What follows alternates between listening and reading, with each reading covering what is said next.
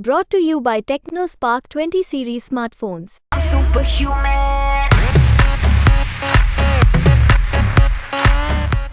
सूबे के पूर्व मुखिया मनोहर लाल करनाल लोकसभा सीट से इन लोकसभा चुनाव में अपनी दावेदारी ठोक रहे हैं।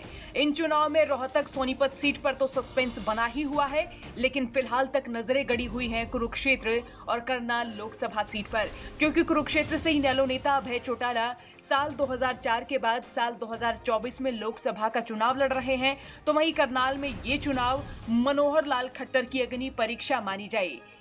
मनोहर लाल की घेरेबंदी के लिए इनेलो नेता अभय चौटाला की नजरें फिलहाल एक बड़ी मास्टर स्ट्रोक पर है, और इसी बीच इस मास्टर स्ट्रोक में एंट्री होती है वीरेंद्र मराठा की, जो करनाल की राजनीति के चिर परिचित चेहरा हैं और ये साल 2005 से लगातार विधानसभा और लोकसभा चुनाव लड़ते आ रहे हैं।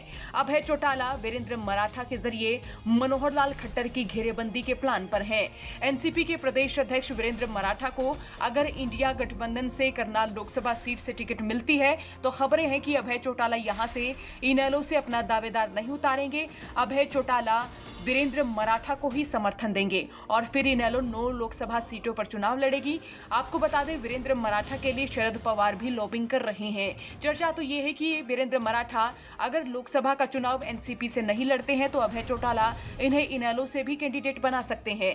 इस बेल्ट में रोड समाज के वोटर हार जीत पर बड़ा असर डालते हैं, तो रोड समाज का वोट बैंक बीजेपी से खिसक कर अगर इनेलो की ओर हुआ तो मनोहर लाल खट्टर यहां पर फंस सकते हैं।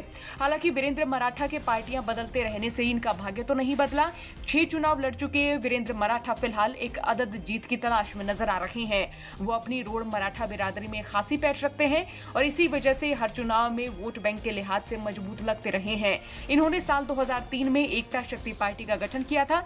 वीरेंद्र मराठा ने 2 बार साल 2009 और साल 2014 में बहुजन समाज पार्टी से करनाल लोकसभा का चुनाव लड़ा। एक बार नीलोखेड़ी और 2 बार असंध विधानसभा से चुनाव लड़ चुके हैं, लेकिन इन चुनाव में इन्हें हार का सामना करना पड़ा। साल 2007 में इंद्री उपचुनाव में वीरेंद्र मराठा ने अपना भाग्य आजमाया, लेकिन वो जीत के करीब नहीं पहुंच पाए। साल 2009 में बसपा के टिकट पर लोकसभा चुनाव लड़ा और उस समय उन्हें 2,30,000 वोट मिले। इस चुनाव में कांग्रेस प्रत्याशी अरविंद शर्मा ने जीत दर्ज की थी। फिर साल 2009 में असंध विधानसभा में एकता शक्ति पार्टी के उम्मीदवार के तौर पर उतरे। इस बार भी ये जीत से दूर रह गए थे। साल 2012 में वीरेंद्र मराठा ने बीजेपी ज्वाइन की। 2014 के लोकसभा चुनाव से पहले हजका बीजेपी का गठबंधन हो गया था और इसमें करनाल संसदीय सीट हजका के खाते में गई तो मराठा ने बीजेपी छोड़ दी थी।